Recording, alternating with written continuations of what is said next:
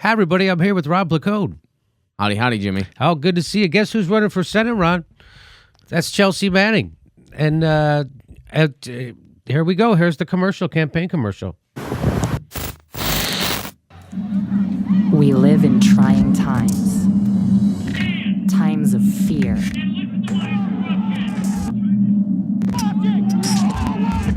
Of suppression. Of hate. We don't need more or better leaders. We need someone willing to fight. We need to stop asking them to give us our rights. They won't support us. They won't compromise. We need to stop expecting that our systems will somehow fix themselves.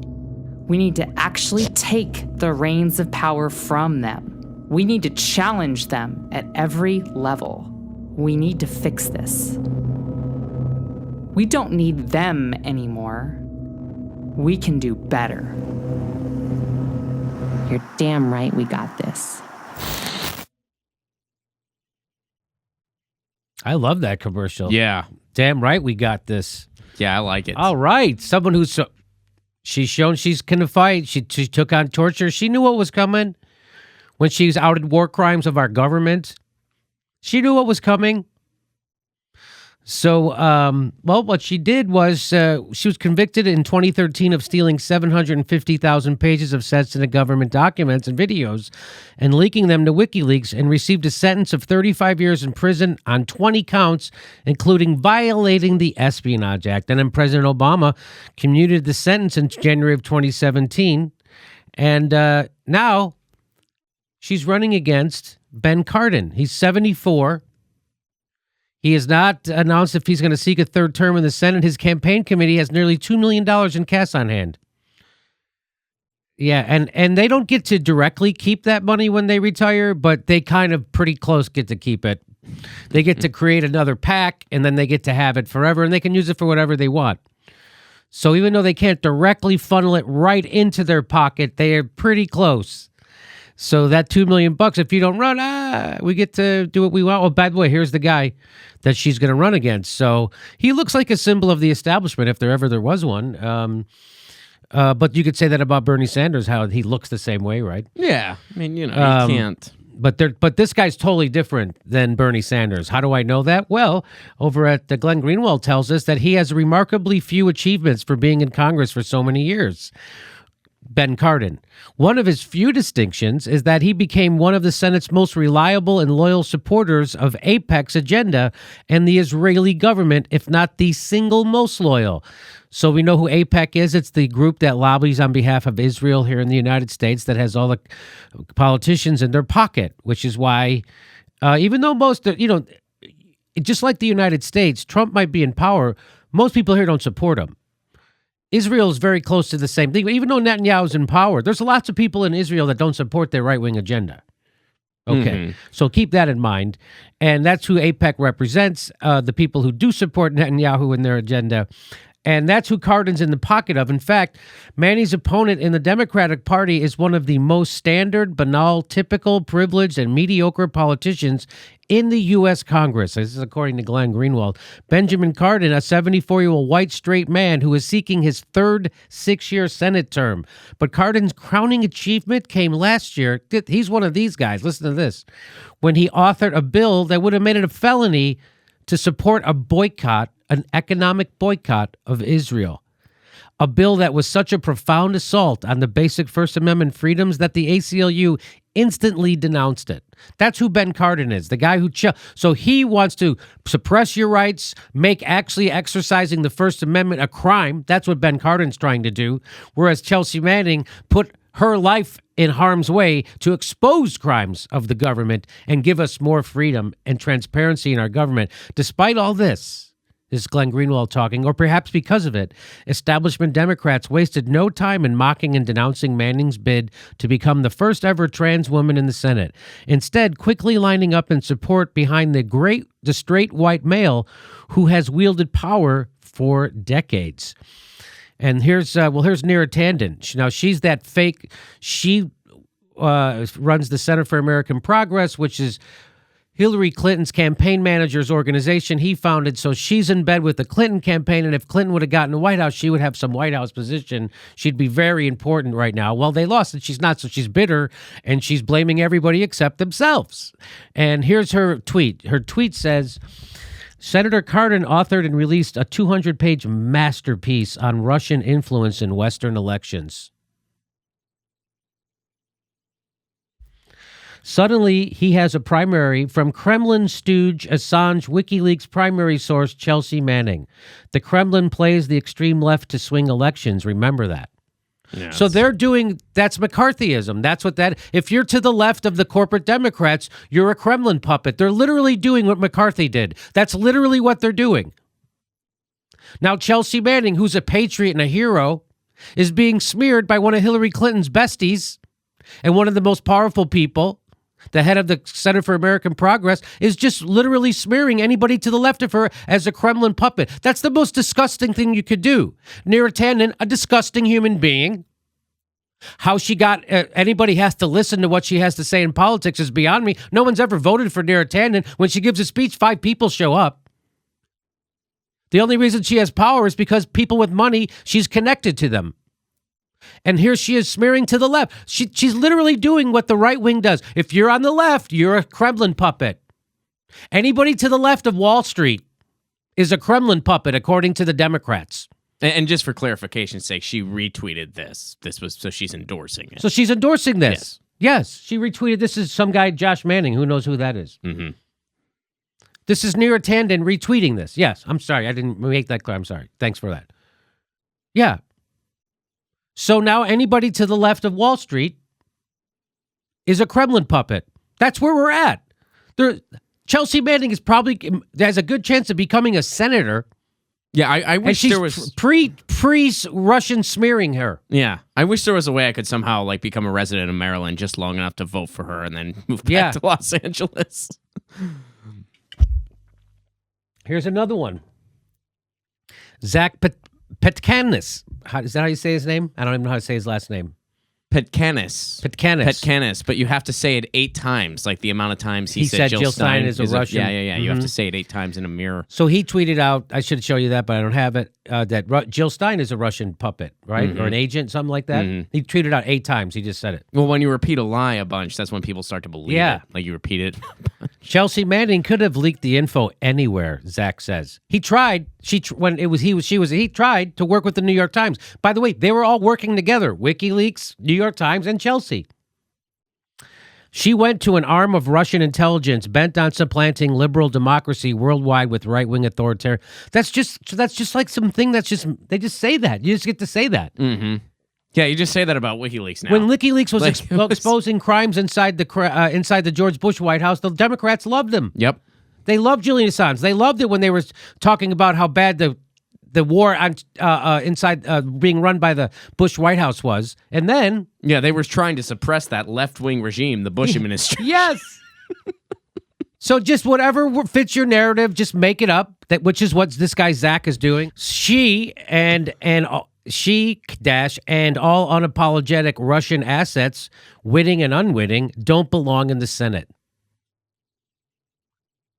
So this is amazing. This is the world we're living in. By the way, Caitlin Johnson tweeted out, this is the same drooling idiot who A, helped run a presidential campaign that lost to a reality TV star, and B, recently tweeted the phrase, Jill Stein is a Russian agent 8 times. Here's Daniel Ellsberg. Daniel Ellsberg is universally regarded as a hero and a truth teller. At the time when he revealed the Pentagon Papers, which revealed decades-long lying by the government about the Vietnam War, which is what the Pentagon Papers did, revealed decades-long lying. And that's why he's like, wow, every administration has been lying to the American public. Kennedy, Johnson, Nick, we got to tell them the truth.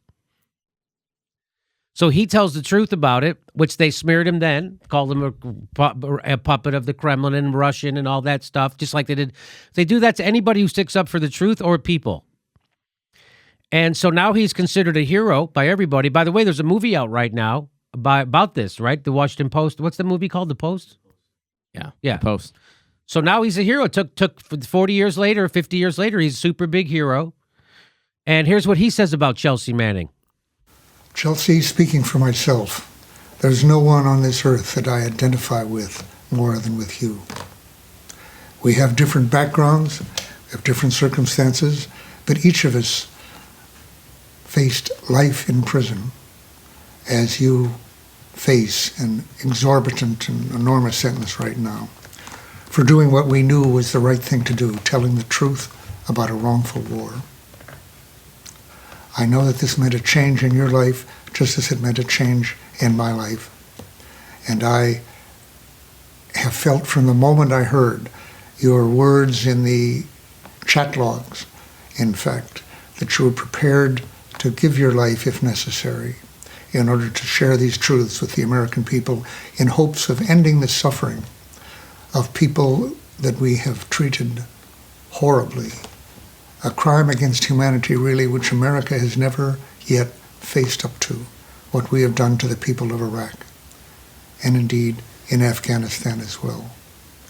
You've had an enormous effect, more than I would say the Pentagon Papers were able to have in the short run at least, in terms of your inspiration for the Arab Spring, in terms of the awakening people to the crimes of torture and detention that we have continued to commit in Iraq, and inspiring really through the Arab Spring and the change of government in Tunisia and Egypt. You should know that you directly inspired the Occupy movement in this country. And as I have said very often, I believe that without the cables you revealed of the atrocities that had gone unprosecuted in this country, atrocities that our own troops committed, that we would now have tens of thousands, perhaps more, troops in Iraq right now in harm's way, and many of them will have died, as well as more atrocities have occurred. So you have actually saved lives, I'm sure, without any doubt, and I really believe that you will never regret what you have done, despite the hardship that you face. I say this because I've known a number of people who spent years in prison, not as long as you are charged with or I was charged with. But I do not know one who regretted the actions they had taken to resist nonviolently the Vietnam War. And they were proud of having done it and realized that it was the right thing to do. So I think of you as a sibling here, as someone that I identify with very much and admire. And when I say I identify, I would have to say that I identify what you did with my own actions at my best. And like every human, I'm not always at my best, but I do respect the truth-telling I did 40 years ago, and I will always respect and admire what you have done for the world. Wow. Wow, there you go. So that's what Daniel Ellsberg thinks of Chelsea Manning. I guess that he's out of lockstep with the Democrats. Yeah. Well, I mean, what greater qualification could there be for public service Right. than a proven history of putting your neck on the line, putting your life on the line to expose injustice? I can't think of a better one. Can you? No. Let's remember what Malcolm X said. If you read the newspapers, they'll have you loving your oppressors and hating the people who are oppressed. So that's what they're trying to do right now. And Daniel Ellsberg and Chelsea Manning messed with the deep state. They messed with the intelligence community. And let's remember what they do. If you tell the truth about their crimes, remember what they'll do to you. You take on the intelligence community, they have 6 ways from Sunday of getting back at you. So even for a practical, supposedly hard-nosed business, You take on the intelligence community, they have 6 ways a Sunday to get back at you. Look at that. They tortured Chelsea Manning, put her in prison for years for exposing their crimes. So that's what's happening now. And here's an article about the centrist Dems launched smear campaign against young trans women, all to keep an old straight white man in power. So that's what's happening right now. You saw the tweets. You saw it's going to get worse. I can't wait to watch Rachel Maddow do a smear piece on Chelsea Manning, because that's coming, to watch a gay woman smear a trans woman. Mm-hmm. That'll be fun, right? Yeah. Well, we'll see. We'll see. Fingers crossed Rachel doesn't go down that path. I have a feeling she will. Well, I think it would either be that or she would just ignore it entirely. Yeah, either that or she'll ignore it. Okay.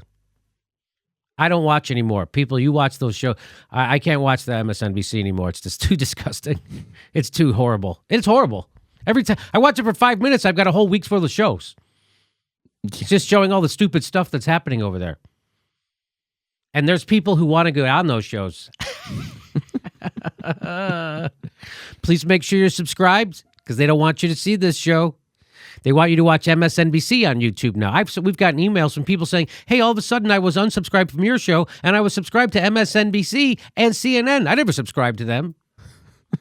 So is that true? Does that sound crazy? No, it sounds like something they would do. Are they doing it? I don't know. I just telling you I got an email about it. I know for sure they're unsubscribing people. We know that. We've confirmed that. That you'll be unsubscribed from our show even though you think you're subscribed.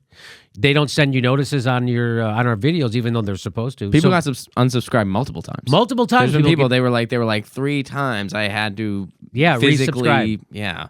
Why would they just say that to us? So thank you for doing that. Thank you for your support. Our next live show is February 16th. That's a Friday in Burbank, California. Lots of shows over at jimmydorecomedy.com. We'll see you then. Thanks for your support.